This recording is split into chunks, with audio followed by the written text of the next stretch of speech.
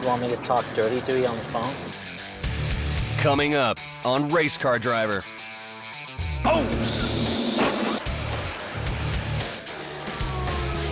The Milwaukee Mile, the first of 2 oval tracks on the Champ Car circuit. Time to go to that interview. But Paul spends most of his time fulfilling media obligations as the Champ Car World Series enters the busiest part of the season. I just go where they point me to go. Man-Cal phone scams on the 10s with my Dow Total delinquents. How does it feel to rub wheels at 230 miles an hour? And the rivalry between Paul Tracy and Sebastian Bourdais heats up. We went into the corner and we came out and he just drove over me. And that's the way it is. With 750 horses under the hood, Champ Cars are fast, furious, and on the edge. And so are the men who drive them. I couldn't have given him any more room. Using turbocharged engines that can hit 230 miles per hour, these drivers have to be fitter and faster than any racers on the planet. I love to compete. I love to win. Now you'll get an exclusive look on what drives them on and off the track. More so than money, it really comes down to pride.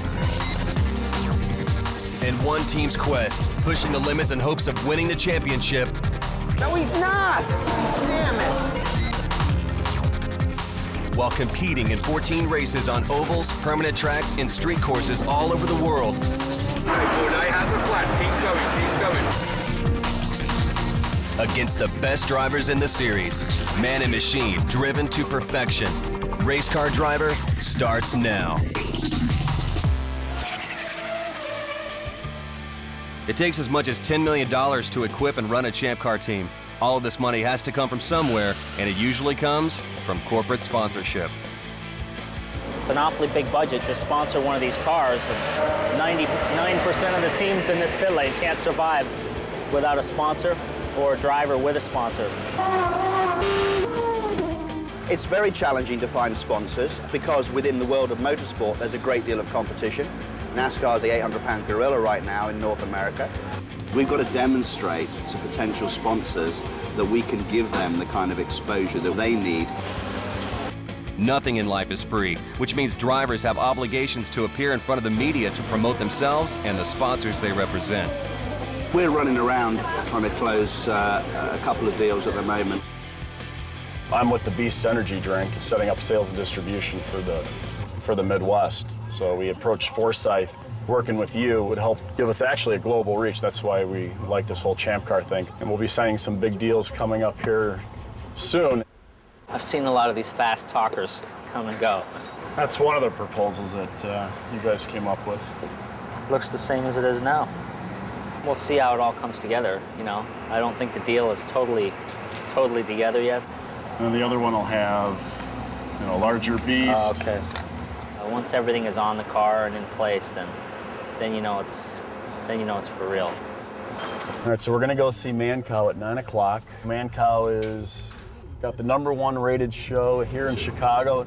How do you come up with Man-Cow? I'm not really sure. You're Paul Tracy. Yes. Hi, Paul. How are I hear you? you're a badass. Huh? I hear you got a lot of attitude. Show me what you got. Come on. All right. Let's go.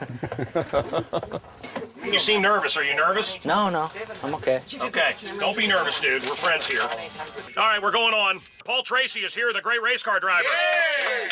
They're filming a TV show right now. Yes. And what's the show going to be? It's not all about me. It's about some other drivers and just following what it's like to be a Champ Car driver in the Champ Car World Series. Do we see you doing drugs and picking up chicks? Partying, going to strip clubs. Yeah! Yes! Hello, Johnny. No.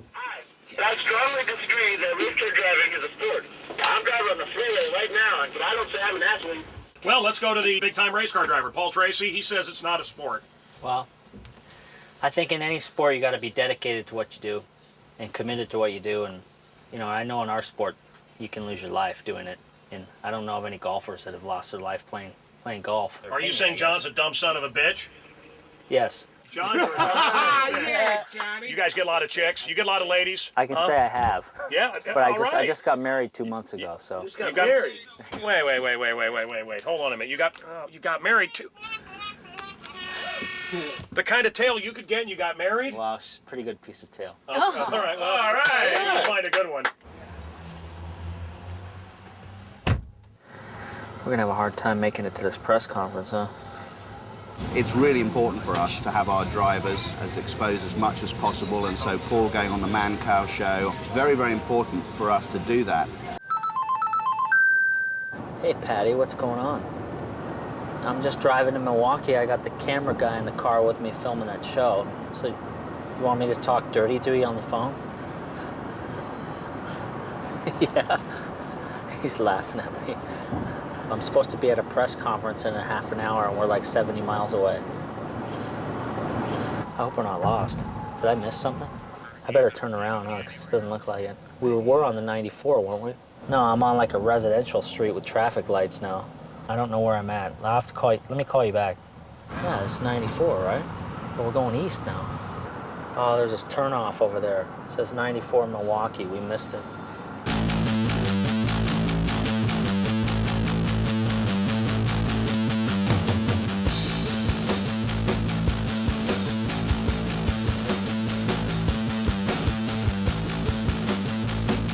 Paul Tracy, I'm supposed to go over to the press conference over here. Does it start soon or? Yeah, it's already started. I'm late. So we figured we'd get you on the way there to Cleveland. Because Portland and Cleveland are back-to-backs. Are you able to do that? I don't know. I gotta look at my schedule. All right. You know, it's going all the way from Portland to Toronto and then back to Vegas. You know. Oh, I figured you'd probably just want to go right to Cleveland. Let's go this way. Not really. No. And there's always media commitments, and there's always things to do, and autograph sessions and things like that. Busy all week, every day, all day. We've been doing this a long time, and I've been fortunate enough to win here 3 times. PlayStation or Xbox? PlayStation. It's definitely a track that I always look forward to coming back to. I mean, you gotta be fast all day long. Brittany or Christina? Neither. We've been competitive. We're right there. We just had a misfortunate event at Monterey. You got to be ready right out of the truck. So hopefully we are. What it takes to win is really making sure the car's right. Where are you going to? We're going to 3 different stations. One's live, 2 taped. That's taking a nap. You guys are driving me crazy. I think he's taking off. Time to go to that interview. This guy is really the face of Champ Car Racing. It's Paul Tracy. Paul, how you doing? Good, how are you? Well, first off, how does it feel to rub wheels with somebody side by side at 230 miles an hour? It's not something you want to do with our cars because they don't have fenders on them, but at the end of the day, it's Robbins racing, as they say. Coming up on Race Car Driver, the incident in Monterey between Paul and Sebastian Bourdais carries over into Milwaukee. I saw what happened in Monterey. That was stupid for us. It wasn't more than just an accident. When we did get knocked out in Monterey, I really thought to myself, I think I did something different that morning.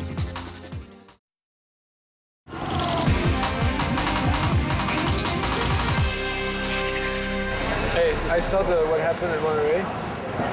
That was stupid for us. He stayed at the drivers' meeting after and talked to Tony Cotman. Chief Stewart is still complaining that it's my fault. We obviously had a disagreement about, the way we saw the incident in Monterey. We went into the corner and we came out and he just drove over me. I was right on the edge of the track on the grass, and I guess he wants me to drive off the track. We're trying to win and they're trying to win, and the race right now is between our team and their team, so the tensions are pretty high. Watching that tape, it's pretty clear to see what happened, and he's still blaming me like it's my fault in the accident. He hasn't even backpedaled off of it. I saw 2 guys racing for the same piece of real estate. I think it's blowing up out of proportion a little bit. I didn't make any penalties at the time, and I'm not going to now, and I viewed it as a racing incident, and we move on. When we're fighting wheel to wheel, it's not always pretty, but that's also part of racing. We have a bunch of superstitious guys. Actually, all guys in racing and on sports in general are really superstitious. When we did get knocked out in Monterey, I really thought to myself, I think I did something different that morning. And you start really thinking about where you might have gone off differently. And I think that morning, believe it or not, I think I might have brushed my teeth before I shaved or something different like that. And I'm particularly conscious of that right now. So if you were to ask Paul, what is your ritual before a race, he'll say, I don't have one. But what I've noticed every Sunday, he'll eat his chicken and oatmeal and then he'll lie down and take a nap. I've noticed the same thing at every Sunday race. Neil Mickelwright, our vice president, he's going to kill me for probably saying this, but he probably has some of the strongest superstitions on the team, really. On the time stand during qualifying in particular, if you say anything to even allude that this might be a good lap, he'll smack you, because that's the ultimate jinx for him. And the other thing that Neil will never ever do on the timing stand, like, for example, during a race, he'll call out every lap. You know, lap 1, this is lap 2, lap 3. He'll always skip number 13. 407, 407. Okay, slow down as much as you can before you take a run at it. It was the first Champ Car race I'd been to, and I was sitting way, way up in the stands. I'd seen him hit the wall in turn 1, and it kind of went like that. And then when I took my hands away from my face, he was all the way down in turn 4 on the grass. And because the stands were packed, I couldn't get down and I couldn't see what was going on, and it took me forever to get down into the infield. And from that day on, I've never sat in the stands again. It's like a superstition. I used to have like underwear and things like that, but I won with these underwear, I lost with these things, and I said, that's crap. If it was that easy and only to have a person with you, or to do something the same way all the time, when the truth is you don't always win. After the break, the qualifying session on the first oval track of the season presents some problems for Paul and his team. What the happened there? It was in here. Oh, yeah. After each practice, qualifying session, and race, teams must go through inspection to ensure that all cars are equal. As an inspector, my main job is to check the cars and also the safety aspects. The car has weights that it has to meet, its dimensions as far as widths, heights, aerodynamic shapes, wing profiles and heights. So there's a lot that we look for, but it's the same thing every weekend, so the teams know what they're going to get. That's legal. That's illegal. No, it's not. First thing you'll see him check is the weight. We'll take everything off the car that doesn't run on the car, like the wing covers, the slow valve out of the back. We'll change the steering wheel, put the race steering wheel on, so the race car is totally the way it would roll off the track, and they'll weigh it. The weight is based off of a combined driver and car weight. They'll check the 2-inch, which is the height of the underwing at the bottom. They'll check the rear wing height. You need to pull this down. We brought the car up to technical inspection for the second time. We've already brought it to yesterday, but because it's our first oval of the year, we failed about 3/4 of what we do. Everything's different, so everything's not been checked yet. So there's a lot of grinding, a lot of fitting to make everything work.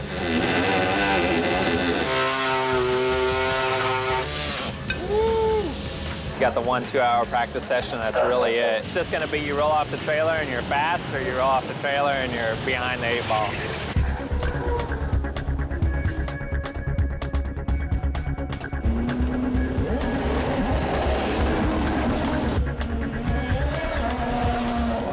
Third time by. All right, good job, buddy. P3, currently P3, 21.2. Milwaukee is a 1 mile oval. It's the first oval of the year. It poses a very unique challenge for us, very different from a road course or street circuit. You're not turning right, you're just turning left. So, the whole name of the game is really just to make sure that the car is nice and balanced and, can get through the corners as fast as possible. What the happened there? It was in here. Oh, yeah.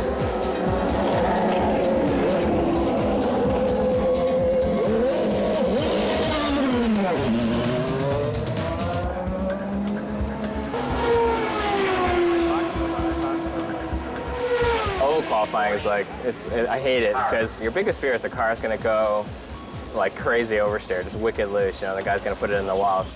I always just err on the conservative side. I've still got the understeer in the front, so it's right at the limit. We need to get a little bit more overall grip.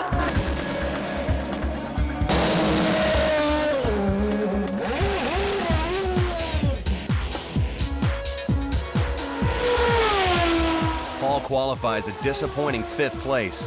He and engineer Eric Zito will have some work to do to claim their first victory of the season. Would you say there was more understeer on that run than there was the first fresh tire run? Bottom line is that I could have been a bit more aggressive. Chose not to. Thanks. Yeah, but see, the converse is, you know, you could be right now sitting at the same place, right? And telling me that the car was crazy loose. I'm not afraid, Eric. Chuck. I'm not questioning. Chuck Zito. I'm not questioning the bravery. While in between practice sessions, Eric and I work real close with each other and trying to figure out what we need to do for qualifying, because that's, you know, really where you make it and break it every weekend. The closer you start to the front, the better chance you have of not getting in an accident in the start and having a good weekend. The relationship between the driver and the engineer is just critical. He drives the car, but he needs a car that is quick. He needs a car that feels right to him. And the only way that we as a team can sort of make that happen for him is for him to relay that information to me and for me to interpret that and therefore make, you know, the right decisions in terms of the changes to be made to the car. Okay, let's drop the rear, one more fly. This is my first year working with Eric. Obviously, we've been on the same team for a couple years, but I'd never really worked that close with him. You know, I like him. He's aggressive. He's obviously very smart at what he does, and he's motivated to win, and that's really what you want. All of us came into this sport because we all like the thrill of beating the next guy. We all want to win. Would you be distracted if you sort of pulled into the pits and I was like stark naked? Past engineers I've worked with, I'd call them any time of the day or night. Would that be a correct way of putting it? His wife doesn't like me calling him at home. As Paul so aptly puts it, right, you know, when we're at the track, he's my wife, or my bitch. My wife's having a hard time coming to grips with the fact that she has to share. I think you'll get upset if I never call you anymore. If I don't ever call you again, that means I don't like you. Coming up, do Paul and Eric have what it takes to race to the checkered flag?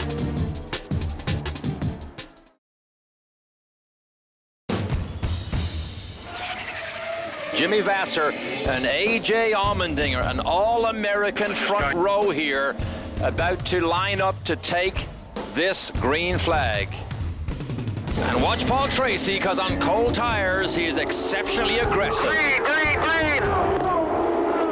Look at Tracy immediately makes a move to the outside, challenging Allmendinger. Round the outside he goes. Tracy to second spot on the backstretch. Vasser is the leader. Here comes Tracy into 3. These are very good friends here, but they take no prisoners when that green flag goes. That's all one car in trouble, Ryan Hunter-Reay. What's the 31 car, the Briggs & Stratton machine, hard into the outside wall. We are under caution for the first time this afternoon after just 5 laps.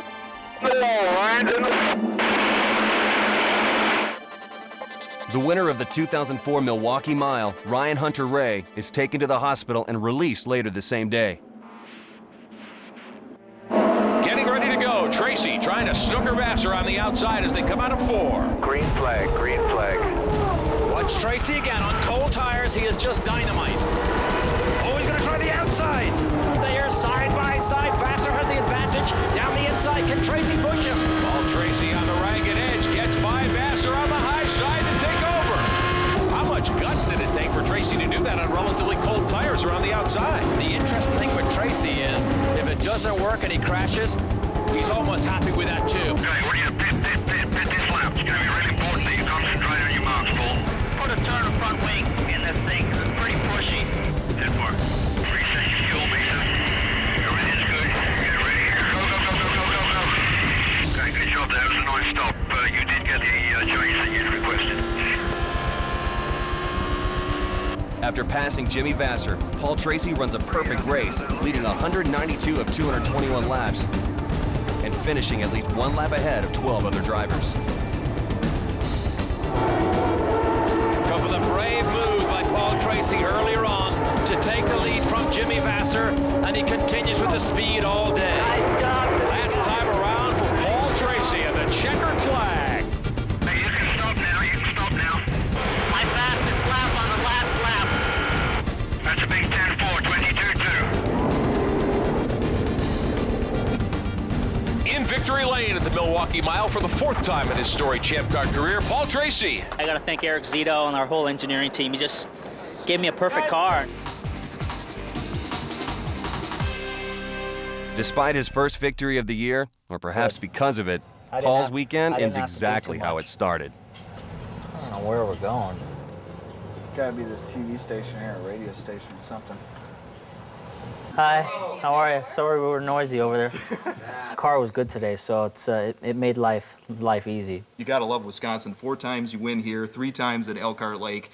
It's almost like your own personal ATM machine. Yeah, well, 29 wins in my career and 7 of them here, so it's been a great ride here in Wisconsin. Coming up on Race Car Driver. They have high-speed internet at the lodge. An insider's look at the PKV racing team. You have your fish killing license on you at all times. Driver and part owner Jimmy Vasser is about more than just racing. I'm all in. And a potential new star in Champ Car is causing people to take notice. I really need to prove that I get there on merit, not because I'm a girl.